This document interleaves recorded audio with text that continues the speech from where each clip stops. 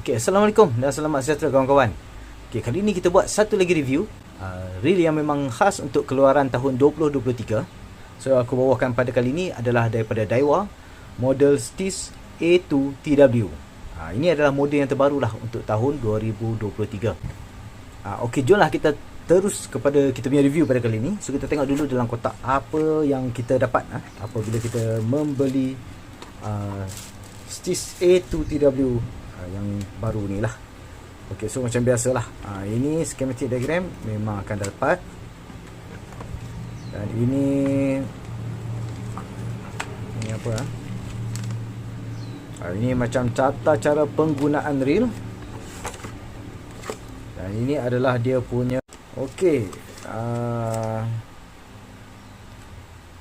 ini adalah manual instruction. Kalau rajin baca boleh baca lah.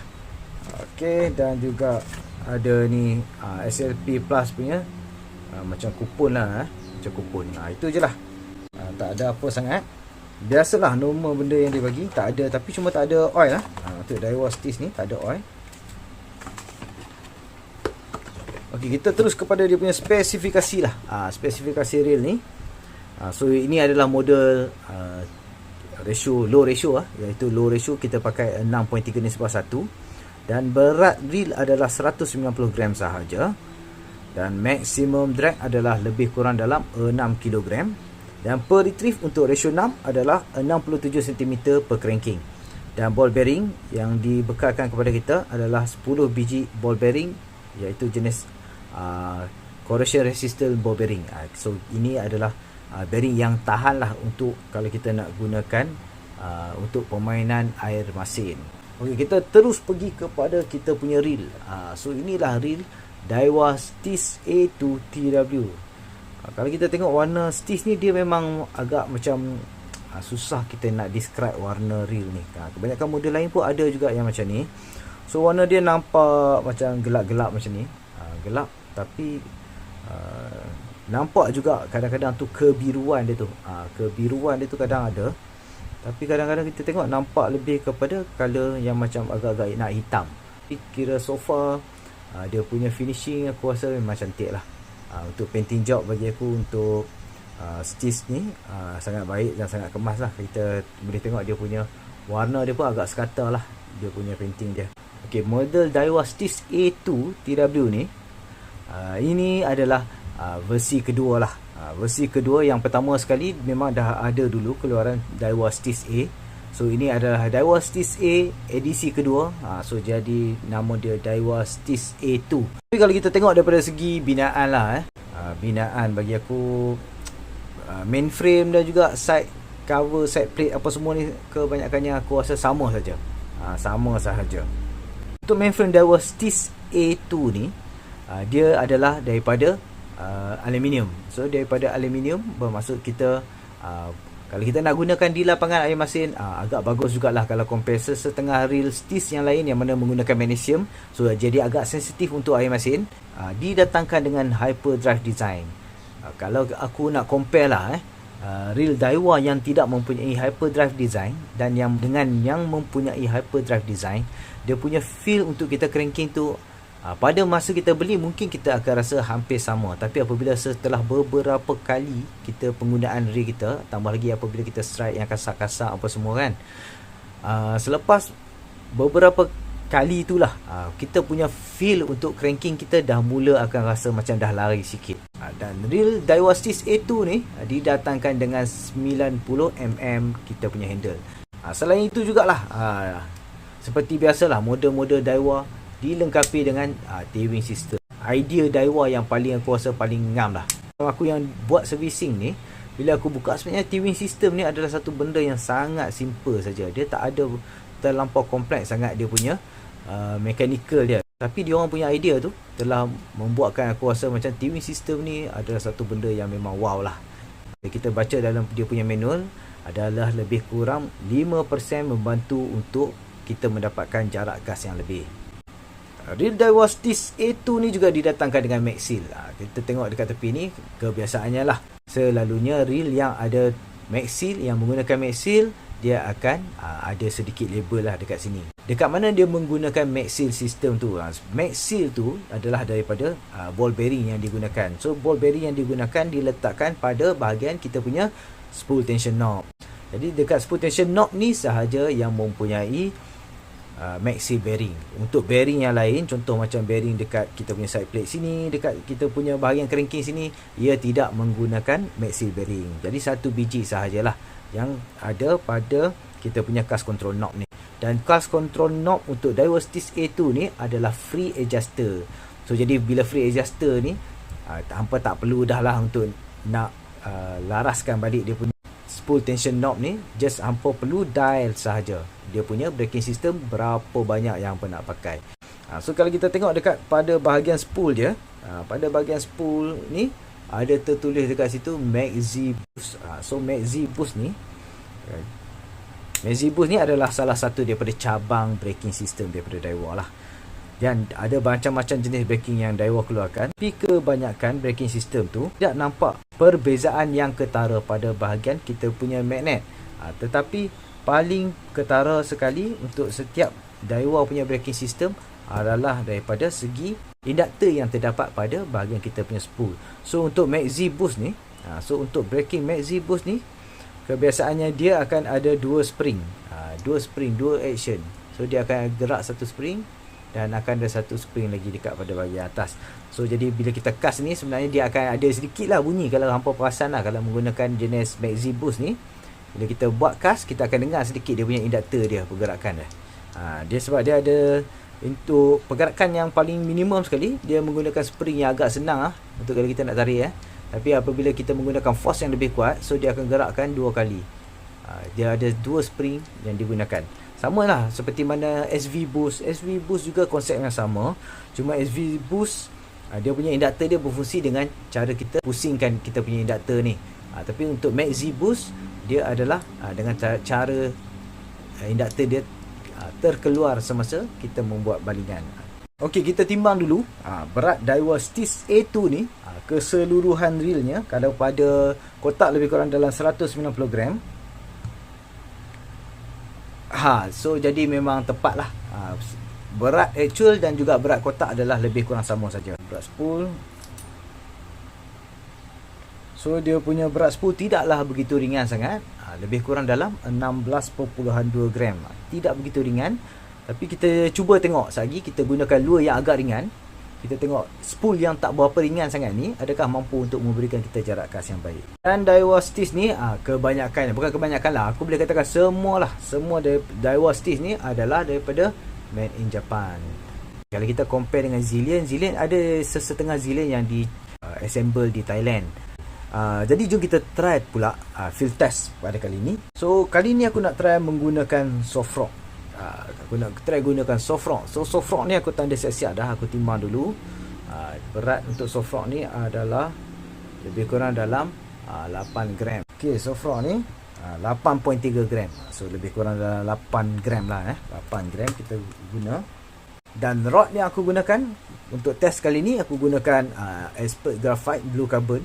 So ini blue carbon jenis lama lah. Dan juga dia punya power adalah medium heavy, dan line suggestion adalah lebih kurang dalam 10 ke 20 lb. Dan minimum lure untuk rod ni, kalau aku baca di laman web, adalah lebih kurang dalam 12 gram minimum lure. Tapi aku cuba juga menggunakan rod ni dengan lure yang seringan 8 gram. Jadi kita tengoklah sama ada real Daiwa Stis ni adakah mampu untuk memberikan kita jarak cast yang baik, ataupun memang jarak cast dia memang dah tak boleh pergi, sebab kita pun dah agak below daripada kita punya spec. Patutnya memang agak kacau sedikit lah kita punya cara cast kita.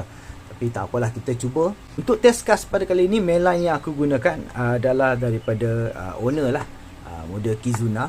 Dan aku menggunakan PE 1.5. Kalau kita tengok kat sini, dia anggarkan lebih kurang dalam 20 lb. 1.5 PE 1.5 bersamaan dengan 20 lb. Jadi aku punya mainline tu adalah maksimum lah, maksimum yang sesuai untuk rod yang aku gunakan. Okay, jadi jom kita tengoklah test cast menggunakan soft rod 8.3 gram ni. Kenapa aku gunakan soft rod? Sebab aku tengok ramai orang yang agak sangat-sangat berminat lah dalam pancingan haruan tu. Jadi aku gunakan soft rock lah untuk sebagai hampa punya rujukan kalau nak menggunakan soft rock sebagai pancingan hampa. Okey, kita tengok review pada kali ini test cast Daiwa Stis A2 dengan menggunakan soft rock 8 gram. Kita tengok berapa jarak dia boleh cast. Okey, kali ni kita nak try Daiwa Stis RTW. Ini adalah production terbaru lah untuk tahun 2023 ni. Dan aku padankan dengan rod daripada Expert Graphite Blue Carbon. Dia punya power adalah medium heavy, iaitu dia punya poundage adalah lebih kurang dalam 10 ke 20 LP. So aku gunakan PE 1.5, lebih kurang dalam anggaran hampiri 20 LP. Dan lure yang aku gunakan adalah soft rock seberat lebih kurang dalam 8 gram. Dan tie brake yang aku gunakan adalah nombor 1. So aku gunakan tie brake nombor 1. Okey, cast yang pertama. Memang cun lah dia punya braking. Aku tak perlu tam pun.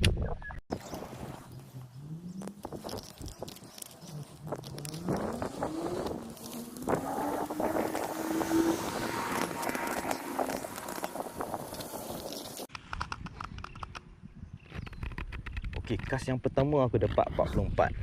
Memang agak memberangsangkan lah dia punya braking dia. So kita try cast yang kedua.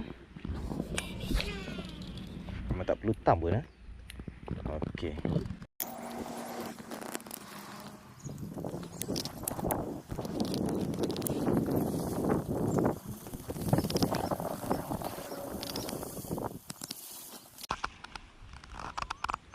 Okey, cast yang kedua aku dapat 42.6. Still masih dikira jauh lagi lah, 40 meter something dengan lure 8 gram. Okey, dan yang terakhir sekali kita try cast yang ketiga.